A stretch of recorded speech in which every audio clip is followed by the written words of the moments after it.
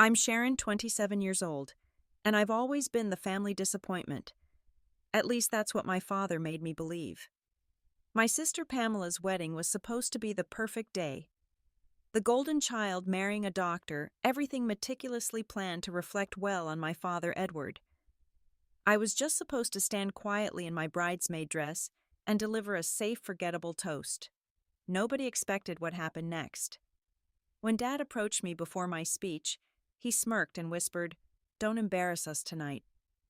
After years of his criticism and emotional abuse, something inside me finally snapped. If you're watching this, drop a comment letting me know where you're tuning in from, hit that like button and subscribe to hear how I finally stood up to my father and exposed the secret he'd been hiding for decades. Growing up in our upper-middle-class suburban Boston home, everything revolved around my father Edward. He was a prominent hospital administrator respected throughout the community and very concerned with maintaining the perfect family image. My mother Virginia, though, loving in her quiet way, never contradicted him. She was the peacekeeper, the one who would silently squeeze my hand under the dinner table when Dad's criticism became too harsh but never openly defended me. From the beginning, it was clear that my sister Pamela was being groomed as the golden child. 3 years older than me, she was studious, practical, and followed our father's path into healthcare administration. When Pamela brought home straight A's, Dad would take the whole family out to celebrate. When I brought home A's and a single B, he'd focus only on the grade that needs improvement. His favorite phrase was, "Why can't you be more like your sister?" I still remember my 10th birthday when I received a beautiful set of watercolors from my aunt. I was so excited to show Dad my first painting, a colorful scene of our backyard garden. He glanced at it briefly and said, "That's nice, Sharon, but art won't get you anywhere in life. Pamela was already preparing for debate club at your age." I quietly put my paints away and didn't touch them for months. As we grew older, the pattern continued. Pamela's achievements were celebrated lavishly. Her high school graduation party was practically a neighborhood event, with Dad proudly introducing her to all his colleagues as the future hospital director. Meanwhile, when I graduated second in my class, Dad's only comment was, "Couldn't quite make valedictorian, huh?" My interest in cooking developed early. By 14, I was creating elaborate desserts from scratch, teaching myself techniques from cookbooks and online videos. Mom would praise my creations, but always quietly when Dad wasn't around. He dismissed my culinary skills as just a hobby and insisted I focus on real subjects that would lead to a real career. "You need to think about your future, Sharon," he'd lecture, while I cleaned up after making a 3-layer chocolate cake that even Pamela had raved about. Cooking is fine for feeding your family someday, but it's not a profession. Despite my passion for culinary arts, I enrolled in a business program at Boston University after high school, trying desperately to win my father's approval. For 2 miserable years, I forced myself through classes that held no interest for me, while baking elaborate creations in my tiny apartment kitchen to maintain my sanity. The breaking point came during a family dinner in my sophomore year. I had finally gathered the courage to announce my decision to transfer to culinary school. I'd been accepted to a prestigious program, had saved my own money to help with tuition, and had even secured a partial scholarship. "I've made a decision," I said, my voice shaking slightly as I looked around the table. "I'm leaving BU at the end of this semester and enrolling in the Culinary Institute's Pastry Arts program." The silence that followed was deafening. Mom looked down at her plate. Pamela, home for the weekend from her healthcare management master's program, shifted uncomfortably in her seat. Dad slowly put down his fork, his expression hardening. "You're throwing away a perfectly good business education to play with food. This is ridiculous." "It's not playing, Dad. I'm really good at this. My professors think I could have a real future." "As what, a kitchen servant?" He laughed without humor. "No daughter of mine is going to waste her potential like this. You'll never amount to anything if you chase fantasies instead of building a respectable career." "Edward," Mom interjected softly, "Sharon's pastries are amazing. Maybe we should—" "Not now, Virginia," he snapped, not even looking at her. His focus remained intensely on me. "If you do this, don't expect any financial support from me. I'm not funding this ridiculous whim." I remember looking at Pamela hoping for support, but she just gave me a sympathetic glance before studying her water glass intently. She was caught in her own trap, benefiting from Dad's favoritism while sometimes feeling guilty about it, but never quite brave enough to challenge him. That night, Mom came to my room and quietly pressed an envelope into my hand. Inside was enough money to cover half my first year's tuition. "I believe in you," she whispered. But the next morning at breakfast, when Dad resumed his criticism, she sat in silence. Despite Dad's predictions of failure, I thrived at culinary school. I graduated at the top of my class and secured an apprenticeship with a renowned pastry chef. Within 3 years, I was creating desserts for some of Boston's finest restaurants and had begun building my own custom cake business on the side. But no matter what I achieved, it was never enough for Edward. When I sent my parents photos of a wedding cake that had been featured in a local magazine, Dad's response was, "Still playing with food, I see.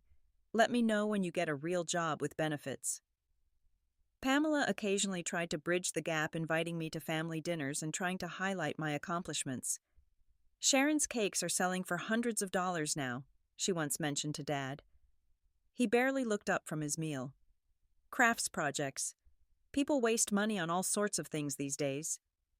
Over time, I built an emotional barrier between myself and my family. I visited less frequently, called only on holidays, and focused on building my own life and career. I created a family of choice among friends and colleagues who valued my talents and supported my dreams. By the time I was 27, I had a successful custom dessert business, a small but loyal client base, and was beginning to make a name for myself in Boston's culinary scene. I had also grown accustomed to the perpetual disapproval from my father, though it still stung. I had long since stopped expecting him to change or to suddenly recognize my worth. I just hadn't expected to discover he was hiding his own secrets all along. The discovery happened by accident, the kind of moment that seems insignificant but changes everything that follows. My parents were downsizing from our childhood home to a condo, and Mom had asked me to help sort through the attic. Dad was at a conference that weekend, making it a rare opportunity for Mom and me to spend time together without his looming presence. We had been working for hours sorting through decades of accumulated family possessions. I was going through a stack of photo albums when I noticed a loose floorboard behind where they had been stored. Curious, I pulled it up and found a metal box tucked into the space beneath. "Mom, what's this?" I called out, pulling the dusty container from its hiding place. She turned and I watched the color drain from her face. "Where did you find that?" Her voice was barely a whisper. "Behind the photo albums. It was hidden under the floor." Mom sat down heavily on a nearby storage trunk. "I didn't know he kept those. I thought he destroyed everything years ago." My curiosity now fully piqued, I opened the box. Inside were bundles of letters, legal documents, and old photographs, none of which featured our family. The top document was a marriage certificate dated 5 years before my parents' wedding. It listed Edward James Winters, my father, and Ruth Ann Calloway as husband and wife. "Dad was married before?" I asked, stunned by this revelation about a man who prided himself on family values and his perfect marriage. Mom's hands were trembling as she reached for the box. "Sharon, we should put this away. Your father wouldn't want—" "Mom, what is this?" I pulled out more papers. A birth certificate for a boy named James Edward Calloway Winters, divorce papers. Court documents regarding child support. With a deep sigh, Mom finally told me the truth. Dad had married his college girlfriend Ruth when they were both 22. When Ruth became pregnant a year later, Dad had already been accepted to a prestigious hospital administration program across the country. Rather than turning it down or bringing his pregnant wife with him, he abandoned her filing for divorce and agreeing to minimal child support that wouldn't interfere with his career ambitions. "He was building his future," Mom said weakly, though her eyes showed she didn't believe this justification. He always said it was a youthful mistake marrying too young. As I dug deeper into the box, the full picture became clearer and even more disturbing. Dad had systematically minimized his legal and financial responsibilities to his first wife and son. There were letters from Ruth begging him to be part of their child's life school photos sent every year that were never acknowledged, and eventually legal notices when Ruth had to fight for even the meager child support Dad had agreed to. All this from the man who lectured me about responsibility and living up to the family name. "Does Pamela know about this?" I asked. Mom shook her head. "Nobody knows. Edward made sure of that. When we moved here and he took the position at Boston Memorial, he reinvented himself as the perfect family man. His past stayed in California." I felt sick as I realized the implications. So I have a half-brother I've never met, who grew up without a father while Dad was lecturing us about family values. "Sharon, please," Mom pleaded. "Your father would be furious if he knew we found these. You know how important his reputation is to him." That was exactly the problem. Dad's precious reputation had always mattered more than anything. More than truth, more than fairness, and certainly more than my feelings or accomplishments. Now I discovered it had mattered more than his first son, too. I took photos of several documents, including contact information for Ruth and James, that appeared on more recent legal correspondence.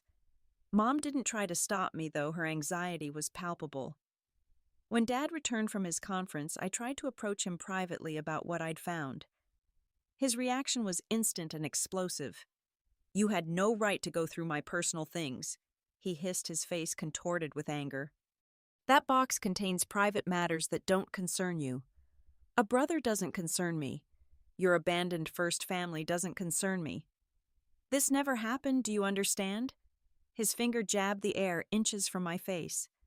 "If you mention this to anyone, you'll regret it. I've spent decades building this family and my reputation, and I won't have you destroying it over ancient history." "What about James? Did you ever think about how growing up without a father affected him?" "He was better off without me than with a father who resented his existence," Dad said coldly. "I made a mistake marrying Ruth. I wasn't ready for a family then. What good would it have done to drag an unwanted child along while I built my career?" His callousness shocked even me, who had experienced his emotional coldness firsthand. The conversation ended with his threat ringing in my ears. "If you breathe a word of this to anyone, especially your sister or my colleagues, you're no longer part of this family." For several days I wrestled with what to do with this information. Part of me wanted to respect family privacy to protect Mom from the fallout that would surely come if Dad's secret was exposed. But another part, the part that had endured years of criticism and judgment from a man who'd abandoned his own child, couldn't let it go. Finally, I gathered my courage and called the phone number I'd found in the documents. A man answered, his voice a slightly higher version of my father's distinctive tone. "Is this James Calloway Winters?" I asked, my heart pounding. "It's just James Calloway now," he replied cautiously. "Who's asking?" "My name is Sharon Winters. I think I'm your half-sister." The silence that followed felt eternal. Then, "Edward Winters is your father?" "Yes." Another long pause. "I've been waiting for this call my entire life. I just didn't expect it would be from a sister I never knew I had." Over the next several weeks, James and I developed a relationship through phone calls and video chats. He was 4 years older than Pamela, lived in Seattle with his wife and 2 children, and worked as a high school counselor. Growing up had been a struggle. Ruth had raised him alone while working multiple jobs with only the minimal support Dad provided when forced by the courts. "Did he ever try to contact you?" I asked during one of our conversations. James gave a humorless laugh. "I tried contacting him, many times. When I was 10, I found his address and wrote him a letter. It came back unopened. When I was graduating high school, I called the hospital where he worked, hoping he might come to the ceremony. The secretary said he'd call back. He never did." The more I learned about James and his life, the more my resentment toward Dad grew. Here was a kind, accomplished man who had overcome abandonment to build a good life, the kind of person Dad should have been proud of. Instead, he had pretended James didn't exist while creating a carefully curated public image as a devoted family man. As James and I grew closer over the following months, I kept our connection secret from the rest of the family. Mom knew I was in contact with him but begged me not to tell Dad or Pamela. I honored her wish, though the secret weighed heavily on me. Then came the news that would bring everything to a head. Pamela was engaged. Gregory proposed. Pamela's excited voice came through my phone one Sunday evening. We're getting married in June. I felt genuinely happy for my sister. Despite our complicated relationship, I loved her, and Gregory seemed like a good man, a pediatric surgeon who treated Pamela with the respect she deserved. That's wonderful news, Pam. I'm so happy for you. Dad is over the moon, she continued. He and Gregory's father already have the hospital ballroom reserved for the reception. You know Dad, nothing but the best for his favorite doctor-to-be son-in-law. I bit back a sarcastic comment. Of course Dad was thrilled. Gregory was exactly the kind of son-in-law he had always wanted. Prestigious career, good family, impressive credentials. The perfect addition to the perfect family image. We want you to make the wedding cake, Pamela continued. Nobody else's work even comes close to yours. While I was touched by her confidence in my skills, I couldn't help feeling a twist of irony. My hobby was suddenly valuable when it could contribute to the family's perfect image. The wedding planning quickly became an all-consuming project for the family. Dad took charge, insisting on reviewing every detail from the guest list to the floral arrangements. The wedding was clearly as much about impressing his hospital colleagues and social circle as it was about celebrating Pamela's marriage. When I arrived at my parents' home for the first official planning session, Dad barely acknowledged my presence. The cake needs to be elegant, he announced without greeting me. None of those modern abstract designs you're always posting online. This is a sophisticated affair.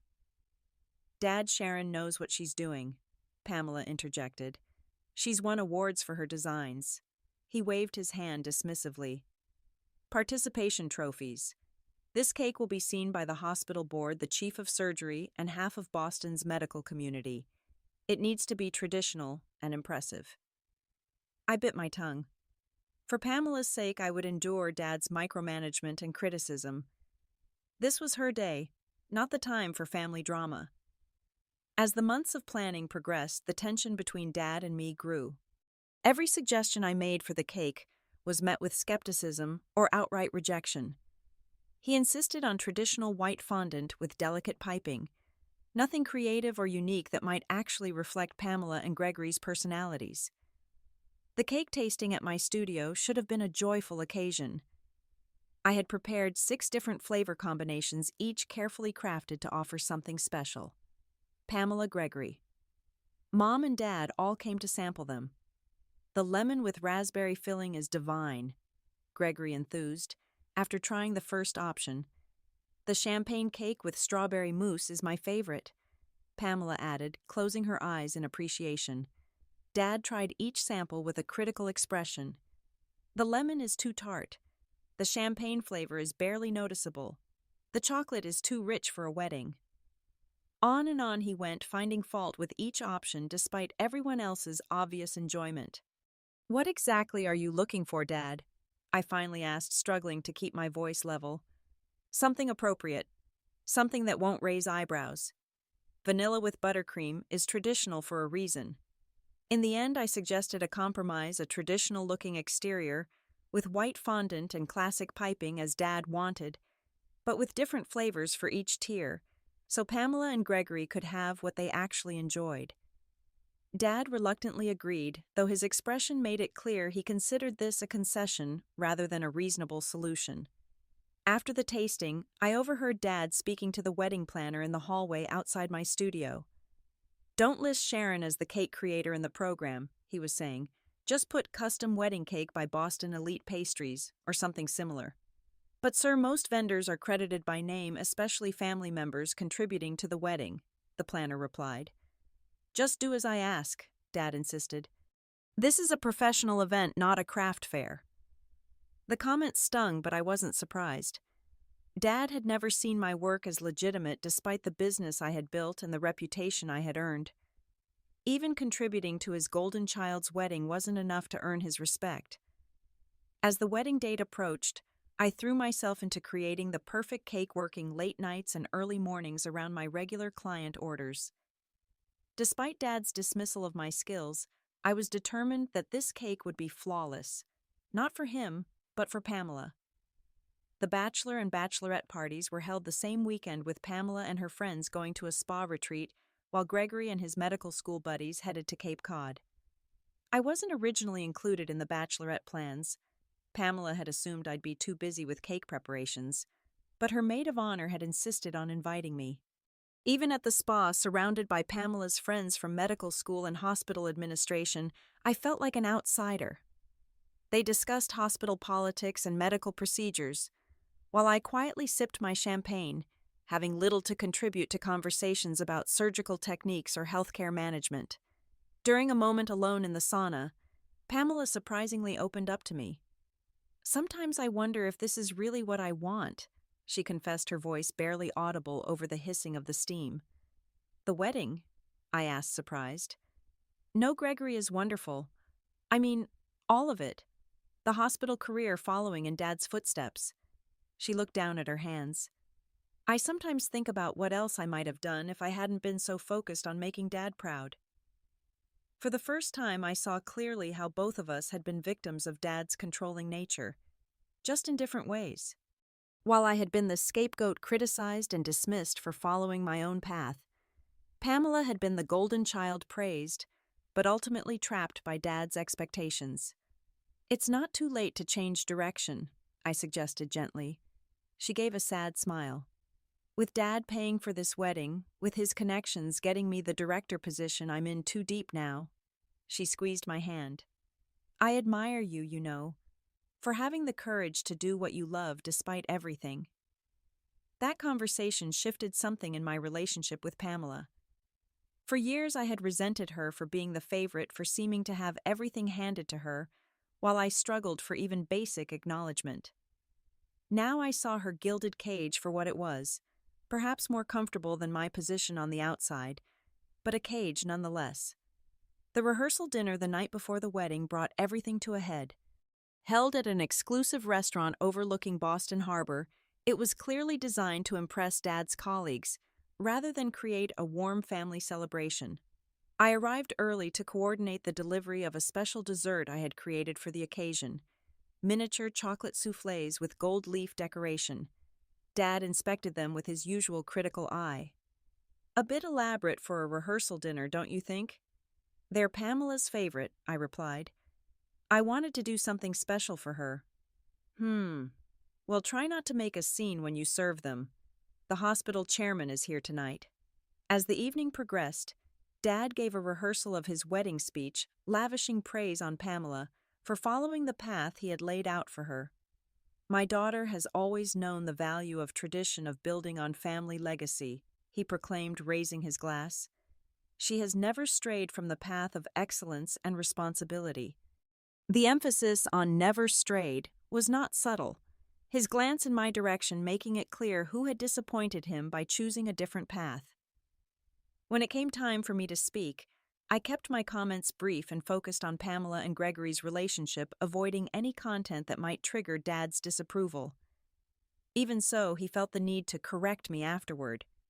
"You should have mentioned Gregory's chief residency appointment," he said loudly enough for nearby guests to hear. "That's the kind of accomplishment worth recognizing." I nodded silently, swallowing my retort. One more day, I told myself.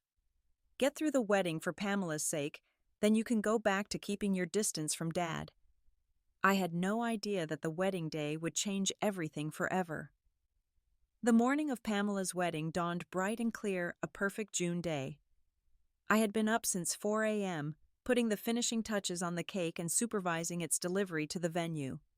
The cake was my masterpiece, 5 tiers of different flavors encased in smooth white fondant with intricate piping and sugar flowers that matched Pamela's bouquet exactly.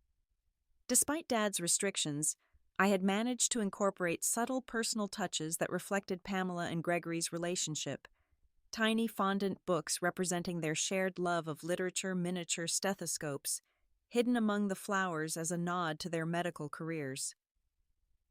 By the time guests began arriving, I was exhausted but satisfied with my creation, which stood proudly at the center of the reception hall. Dad made a point of inspecting it, walking around it slowly before offering his assessment. "It looks appropriate," he said, which from him was practically a rave review. "Let's hope it tastes as good as it looks."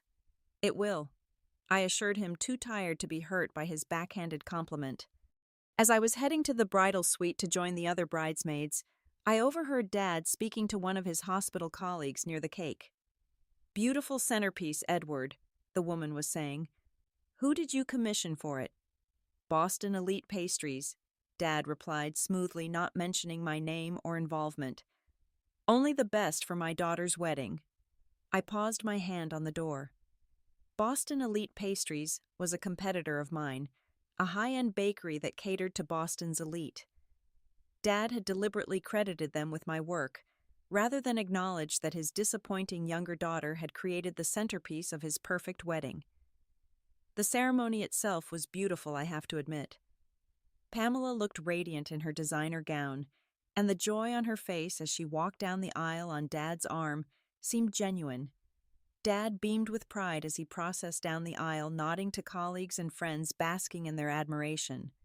I stood with the other bridesmaids, feeling simultaneously part of the celebration and somehow apart from it. This was the family dynamic in microcosm. Visible but secondary, present but not central.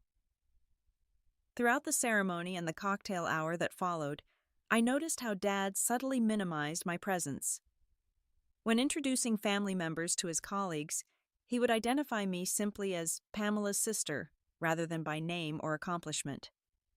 The photographer, clearly following Dad's instructions, positioned me at the edge of family photos where I could easily be cropped out later. During the cocktail hour, I had a strange encounter with one of Dad's former colleagues, an older doctor who had retired years earlier. He had clearly had a few drinks and approached me with a conspiratorial air. "So you're Edward's younger daughter," he said, studying my face. "Interesting. You have some of the same features as, well, water under the bridge now, I suppose." Before I could ask what he meant, Dad appeared seemingly out of nowhere, steering the man away with a firm hand on his elbow. "Dr. Harris, let me introduce you to Gregory's parents. You'll find they have a fascinating perspective on the new hospital wing." The exchange left me unsettled. Had Dr. Harris known about Dad's first family? How many others had suspected or known parts of the truth over the years? As guests moved into the reception hall for dinner, I discovered that I had been seated at a table far from the family with distant cousins and friends of Gregory's parents, whom I had never met. Pamela later told me she had nothing to do with the seating arrangement. Dad had taken charge of that detail as well. The final insult came during Dad's introduction of the families. Standing at the microphone, he gave effusive introductions of each family member present, except me. "My beloved wife, Virginia, my rock for 35 years. Gregory's wonderful parents, Robert and Margaret, pillars of the medical community. My son-in-law, Gregory, already making waves in pediatric surgery. And of course, my brilliant daughter, Pamela, following in my footsteps at Boston Memorial. And Pamela's sister, Sharon, is also with us today." No mention of my business, my accomplishments, or even my personality. Just Pamela's sister, an afterthought, a footnote to the real family narrative. As dinner concluded and the time for speeches approached, Dad came to my table. His public smile was firmly in place, but his eyes were cold as they met mine. "Remember, keep it brief and appropriate," he said quietly. "This is Pamela's day, not a platform for your creative expression." I nodded, not trusting myself to speak. He leaned closer, his smile never wavering for the benefit of nearby guests. "Don't embarrass us tonight," he whispered, before walking away to take his place at the head table. In that moment, something shifted inside me. All the years of criticism, dismissal, and emotional manipulation crystallized into a clarity I had never experienced before. The weight of the secret I had been carrying, of James and the first family Dad had abandoned, suddenly felt too heavy to bear. As I watched Dad take the microphone for his father of the bride speech, my mind was racing. Was I really considering exposing his secret here now at Pamela's wedding? What kind of person would do that to her sister? But then again, what kind of person abandoned his first child and spent decades pretending he didn't exist while presenting himself as the paragon of family values? Dad's speech was exactly what everyone expected. A perfect performance by a man who had built his life around appearances. He spoke eloquently about family tradition, the importance of building a legacy, and his pride in Pamela for upholding our family values. In our family, we believe in commitment, he said, his voice ringing with authority. We believe in responsibility and integrity. Pamela has always embodied these values, and in Gregory, she has found a partner who shares them. I watched Mom's face during this speech, noting how she avoided eye contact with anyone, her expression fixed in a pleasant smile that didn't reach her eyes. Did the guests have any idea how much hypocrisy they were witnessing? How could Dad speak of commitment and responsibility when he had abandoned his first family? How could he talk about integrity when his entire public persona was built on a lie? And now the wedding planner announced as Dad returned to his seat. A toast from the bride's sister, Sharon. Heart-pounding, I made my way to the microphone. The index cards with my safe pre-planned speech felt heavy in my hand. As I looked out at the sea of faces, Pamela's hopeful expression, Gregory's encouraging smile, Mom's nervous glance, and Dad's smug warning look, I made a decision that would change our family forever. I set the index cards aside. For those who don't know me, I'm Sharon, Pamela's sister. I began, my voice surprisingly steady. First, I want to say how beautiful you look today, Pam. And Gregory, you're getting an amazing partner. I've watched my sister grow into a compassionate, intelligent woman who deserves all the happiness in the world. I paused, taking a sip of champagne to steady my nerves. Across the room, Dad's expression shifted from warning to relief as he assumed I was sticking to safe territory. Family is a complicated thing, I continued. We're taught that blood is thicker than water, that family comes first, that we should honor our parents and preserve family unity above all else. But what happens when the family narrative is built on lies? What happens when the person lecturing everyone about responsibility has failed to take responsibility for their own actions? A murmur ran through the crowd. Dad's face froze, his glass halfway to his lips. My father has spent decades presenting himself as the perfect family man. I said, my voice gaining strength. He's judged me my entire life for not living up to his standards, for choosing a career he deemed unworthy, for failing to mirror his definition of success. Dad was now making slashing motions across his throat, signaling me to stop. Mom had gone pale, her hand clutching the tablecloth. What many of you don't know, what even my sister doesn't know, is that my father had another family before us. A wife named Ruth and a son named James. The collective gasp in the room was audible. Pamela's hand flew to her mouth, her eyes wide with shock. When Ruth became pregnant, my father abandoned them both. He divorced her, paid minimal child support, and moved across the country to start over with a clean slate. He rejected every attempt his son made to connect with him. He buried this truth so deeply that he created a hidden compartment in our attic to conceal the evidence. Dad was on his feet now, his face contorted with rage. "This is slander," he shouted. "Sharon is mentally unstable. She's making this up out of jealousy and resentment. Am I, Dad?" I held up my phone. "Should I read from the letters Ruth sent you begging you to be part of your son's life? Or perhaps the court documents showing how you fought to reduce your already minimal child support payments while you were building your career? I have copies of everything." The room had fallen completely silent. Every eye moved between Dad and me like spectators at a tennis match. "Virginia," Dad appealed to my mother, "tell them this is nonsense." Mom looked down at her lap for a long moment. Then, to my surprise, she slowly stood up. "It's true," she said quietly. "I've known about Ruth and James since before we were married. Edward said it was in the past, that it didn't matter anymore." Another gasp rippled through the room. "Doesn't matter," I echoed. "A child growing up without his father didn't matter. James is a real person, Dad. He's a high school counselor in Seattle. He has 2 children of his own. He's kind and intelligent and has accomplished so much despite your abandonment. And do you know what he told me when we connected? That he spent his entire childhood waiting for a call or visit from you that never came." Dad's face had drained of all color. Some of his colleagues were whispering to each other, expressions of shock and disapproval evident. "Sharon, please," Pamela's voice broke through the tension. "This is my wedding day." I looked at my sister, seeing the hurt and confusion in her eyes. For a moment, I regretted my decision to bring this to light here and now.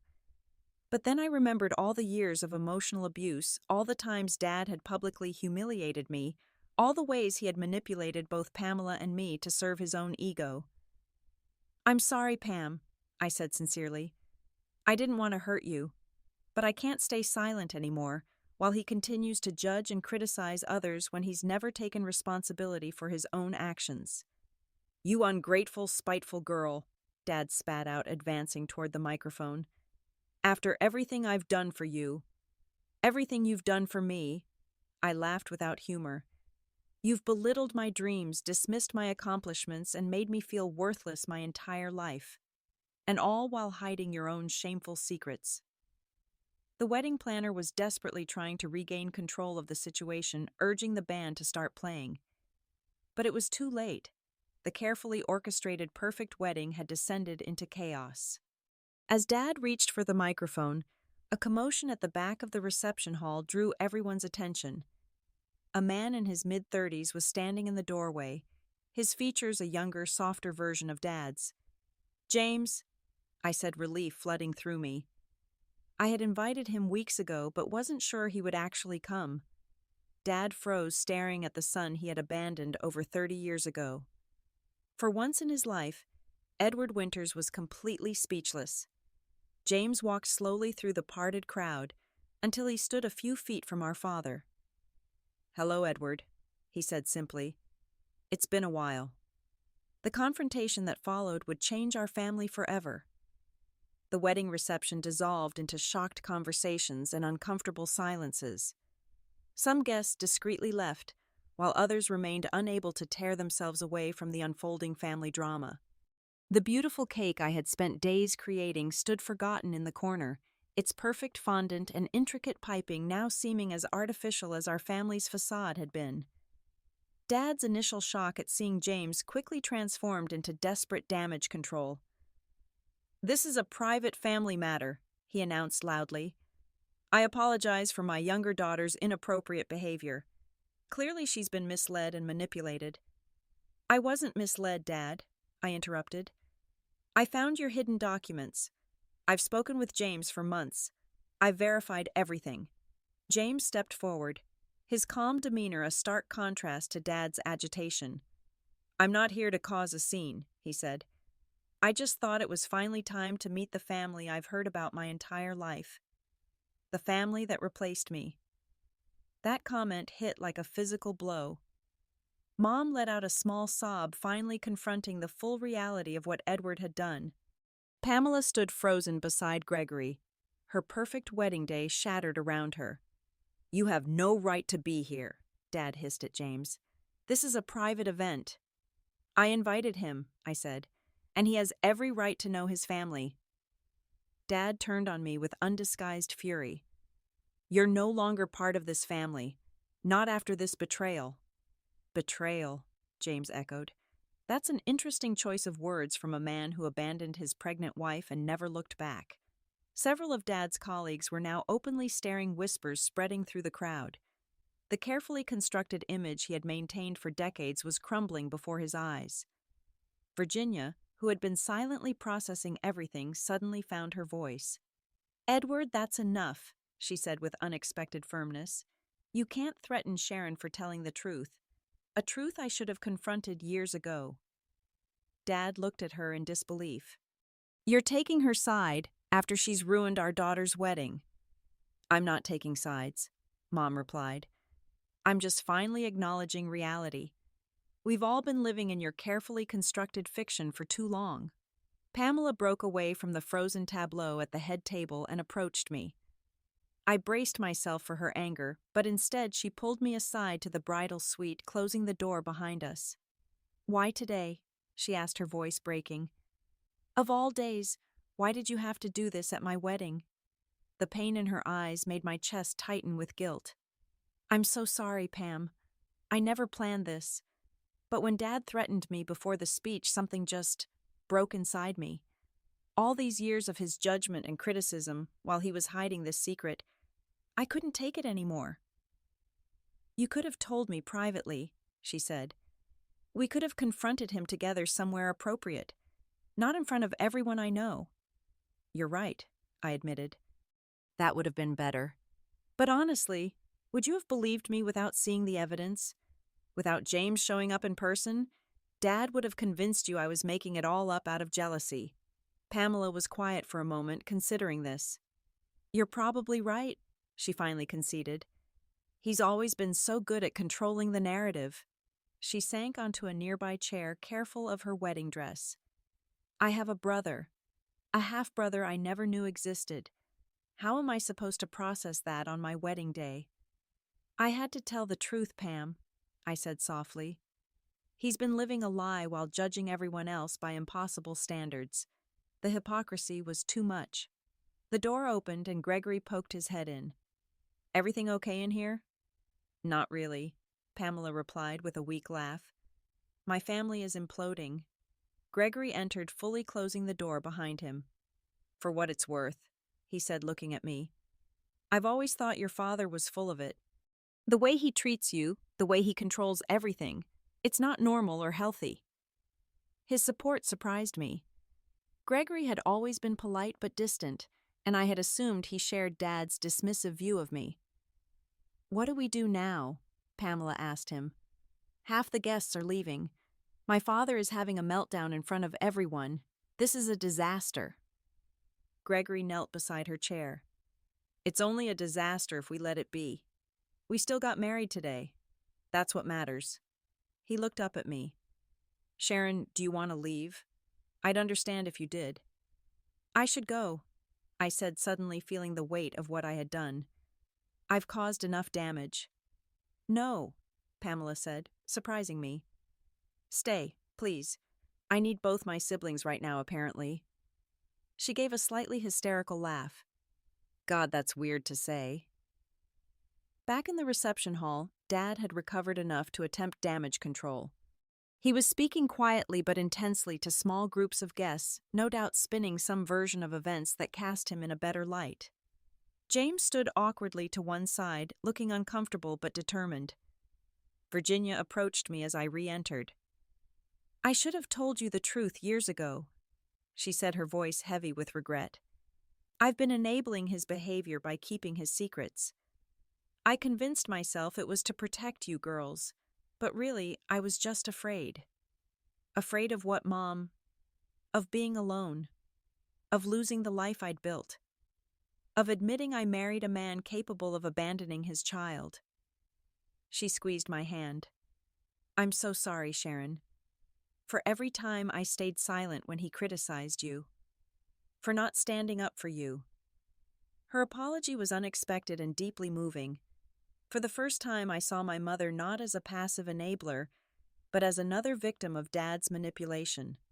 Dad's ultimatum came later that evening after many guests had departed, and the remaining ones were making awkward attempts at normal wedding festivities. He cornered me near the cake table, his voice low and threatening. You've destroyed this family today. Are you satisfied if you insist on maintaining contact with him? He couldn't even say James's name. Then you're no longer welcome in this family. You'll have to choose. Before I could respond, Virginia appeared at my side. No, Edward. She doesn't have to choose. You do. Her voice was calm but firm. You can either acknowledge the truth and begin making amends, or you can continue living in denial. But I won't let you cut Sharon out for telling the truth." Dad stared at her in shock. In 35 years of marriage, she had never directly opposed him. "This isn't just about Sharon anymore," she continued. "It's about James, too. Your son. A son you've ignored for decades while presenting yourself as father of the year. That ends now." The wedding cake serving became a strangely symbolic moment. Despite everything, there were still traditions to uphold, including Pamela and Gregory cutting the cake. As the cake I had created was distributed to the remaining guests, I noticed something remarkable happening. People were genuinely enjoying it, commenting on the flavors and craftsmanship. Even in the midst of family chaos, my work was finally being recognized on its own merits. Several of Dad's colleagues approached me not to criticize my revelation, but to compliment the cake. One woman, a senior physician at the hospital, pulled me aside. "We've wondered for years," she confided. "There were hints from his past in California. But Edward was so convincing, so careful about his image. It took courage to speak the truth today." As the night wound down, James approached me. "I should probably go," he said. "I think I've caused enough disruption for one day." "You didn't cause this," I insisted. "Dad's actions did. His lies did." I hesitated. "Will you stay in touch? I'd like my brother to be part of my life." He smiled a warm, genuine smile that transformed his serious face. "I'd like that too. And I'd like to get to know Pamela as well if she's willing." I glanced over at Pamela, who was watching us from across the room. After a moment's hesitation, she walked over. "So," she said awkwardly, "you're my brother." James nodded. "Half-brother, technically. I know this is a lot to process, especially today of all days." "It is," she agreed. "But I'd like to learn more about you. Not today, but soon." As James left, I felt a complex mix of emotions. Relief at having the truth finally in the open, guilt over disrupting Pamela's wedding, and a strange sense of liberation. The family was fractured, but at least now we were dealing with reality instead of carefully maintained fictions. Sharon and James leaving together, beginning a real sibling relationship. The night ended with the family fundamentally changed, broken in some ways, but perhaps with the possibility of rebuilding something more genuine from the ruins of Dad's carefully constructed facade. The months following Pamela's wedding were some of the most difficult and ultimately transformative of my life. The immediate aftermath was painful and chaotic. Dad attempted to control the narrative, telling friends and colleagues that I had fabricated the story out of jealousy and resentment. But the evidence was too solid, and James's existence too real for his denials to hold water. For weeks I received alternating messages from Dad, threatening legal action one day, pleading for discretion the next. He oscillated between rage at my betrayal and desperate attempts to minimize the damage to his reputation. What he never did was acknowledge the truth, or apologize for his abandonment of James or his treatment of me. Virginia, on the other hand, underwent a remarkable transformation. After 35 years of deferring to Edward's wishes and enabling his behavior, she finally found her voice. 2 weeks after the wedding, she moved out of their home and into a small apartment, telling Dad she needed space to reconsider their relationship. "I've been complicit for too long," she told me over coffee in my bakery one morning. "Every time I stayed silent when he criticized you, every time I pretended not to see his manipulation of Pamela, I was part of the problem." "You were under his influence too, Mom," I said, seeing now how Dad's controlling nature had affected her as well. "That doesn't excuse it. I should have been stronger for you girls." She twisted her wedding ring, a habit she'd developed since the separation. "I keep thinking about Ruth raising James alone all those years. I benefited from Edward's abandonment of them. I got the comfortable life, the social status, everything he denied them." Virginia eventually reached out to Ruth, Edward's first wife.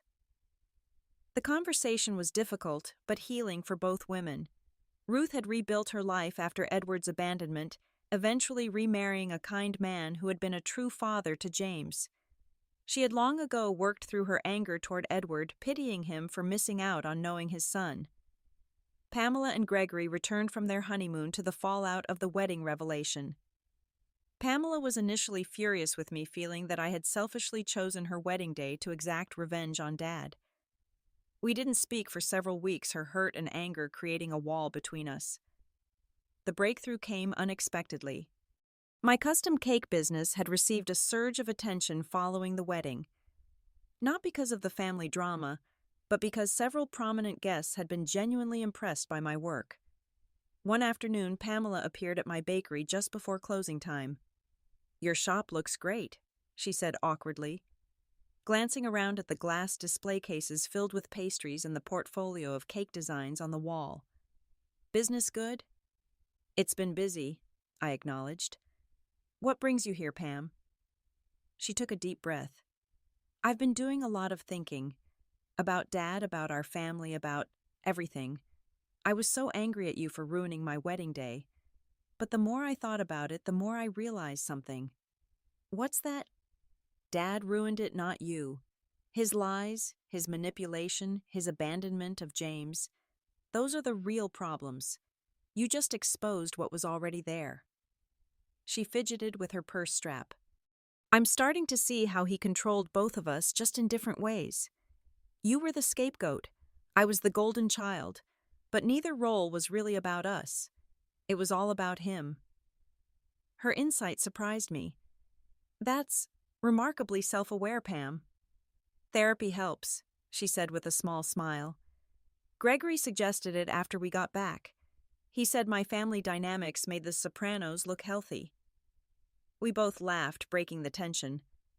Over cups of coffee and leftover pastries, we began the process of rebuilding our relationship, not as the competing sisters Dad had engineered, but as two women trying to heal from the same toxic family environment.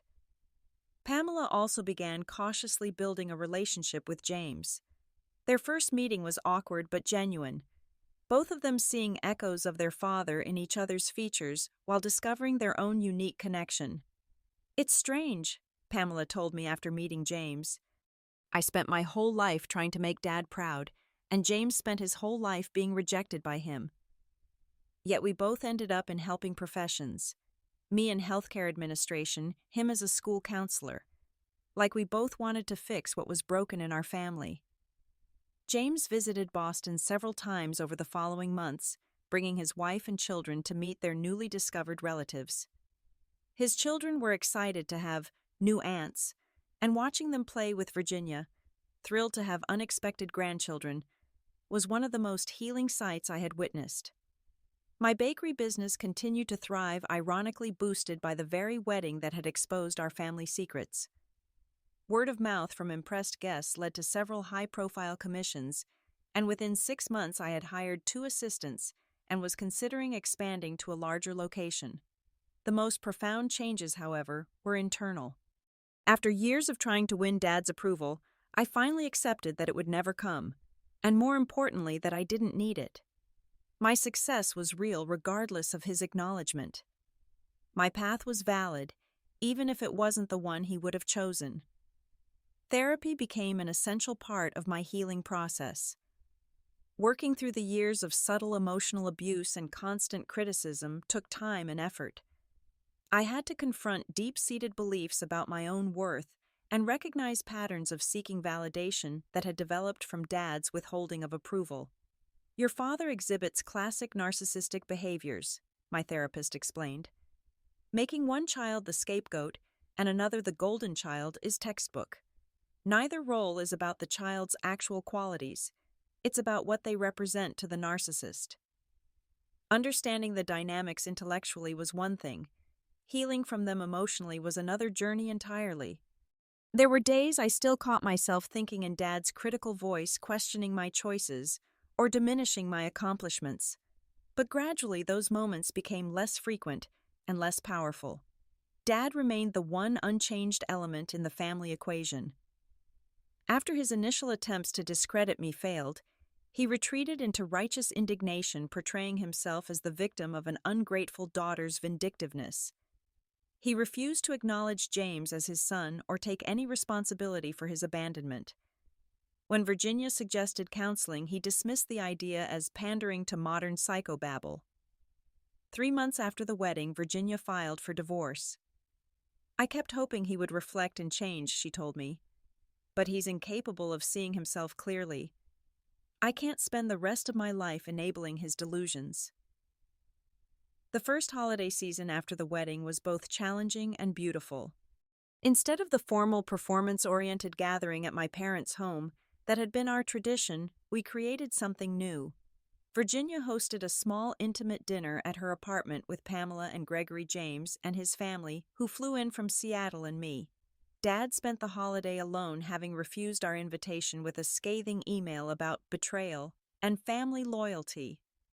His absence, rather than casting a shadow over the gathering, allowed for a warmth and authenticity I had never experienced in family celebrations before. As we sat around Virginia's modest dining table, sharing stories and getting to know each other without the pressure of perfection, I realized something profound. This was what family should feel like. Not a performance to impress others, not a hierarchy with Dad at the top, judging everyone's worth, but a circle of genuine connection and acceptance. After dinner, Virginia took me aside, tears in her eyes.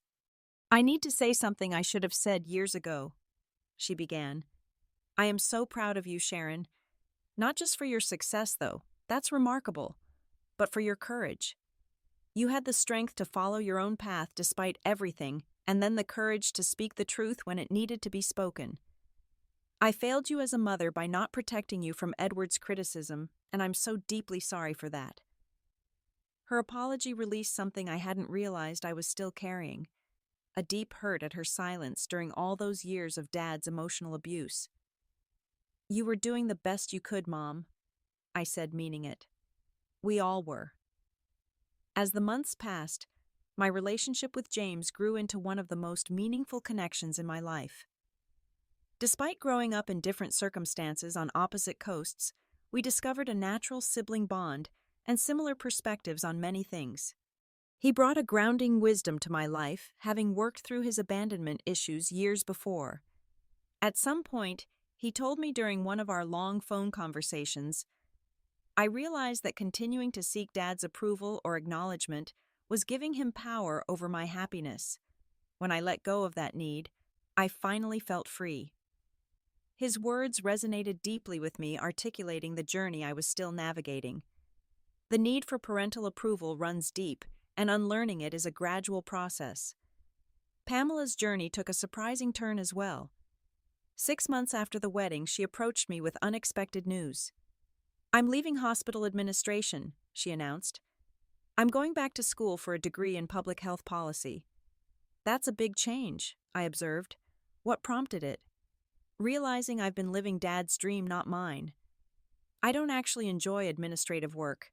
I went into it because it was the path of least resistance, the way to get his approval."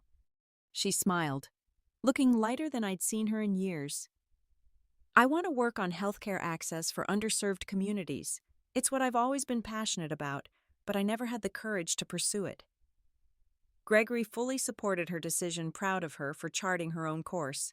Their relationship seemed to flourish once freed from Dad's expectations and influence. A year after the wedding revelation, I realized how profoundly my life had changed. My business was thriving with a newly expanded bakery and a reputation for innovative, high-quality work. I had genuine relationships with both my siblings based on mutual respect rather than competition or obligation. I had worked through much of my anger toward Dad, not for his sake, but for my own peace. Most importantly, I had finally embraced my own worth, independent of Dad's validation or criticism. The journey wasn't over. Healing from childhood emotional abuse is an ongoing process, but I had found a foundation of self-acceptance that no one could shake. One afternoon, as I was finishing a consultation with a bride-to-be, ironically for a wedding cake, I looked up to see Dad standing in the doorway of my bakery. It was the first time I had seen him in months. He looked older, diminished somehow, without his carefully maintained facade of perfection. Your mother's lawyer says the divorce will be finalized next month, he said without greeting. I thought you should know. Okay, I replied, simply waiting. He glanced around the bustling bakery, taking in the staff efficiently fulfilling orders, the customers browsing display cases, the portfolio of elaborate cake designs on the wall. For a brief moment, I thought I saw a flicker of something like respect in his eyes, but it was quickly replaced by his usual detachment. Is there something else you wanted to say, Dad? He straightened his shoulders. I want you to know that despite everything, I still consider you my daughter. When you're ready to apologize for your behavior at the wedding, we can discuss rebuilding our relationship. I almost laughed at the absurdity of it. After everything that had happened, he still couldn't see his role in creating the situation. He still expected me to seek his forgiveness rather than offering his own. Dad, I'm not going to apologize for telling the truth. What you did to Ruth and James was wrong. How you treated me my entire life was wrong. Until you can acknowledge that we don't have anything to discuss. He stood silently for a moment as if waiting for me to relent. When I didn't, he nodded stiffly. I see you haven't changed. Actually, I've changed profoundly, I corrected him. I just haven't changed in the way you want. Back to the daughter who would accept your criticism and judgment without question. As he turned to leave, I felt no anger, no vindication, just a calm certainty that I was finally free of his influence. His opinion of me no longer defined my worth or happiness. That was perhaps the greatest gift of the wedding revelation, the final breaking of his hold over my self-perception. The journey of healing isn't linear, and there are still days when Dad's critical voice echoes in my mind. But those echoes grow fainter with time, replaced by my own voice, confident in my choices and proud of my path. I've learned that sometimes the most difficult moments, like that wedding toast that changed everything, lead to the greatest growth. If you've ever stood up to a family bully or spoken truth at great personal cost, I'd love to hear your story in the comments below. Did it lead to healing or further fracture? Was it worth it in the end? Please like and subscribe if this resonated with you, and share this video with someone who might be struggling with toxic family dynamics. Remember, sometimes the family we build through honesty and authentic connection is stronger than the one we're born into. Thank you for listening to my story, and may you find the courage to speak your own truth when the moment calls for it.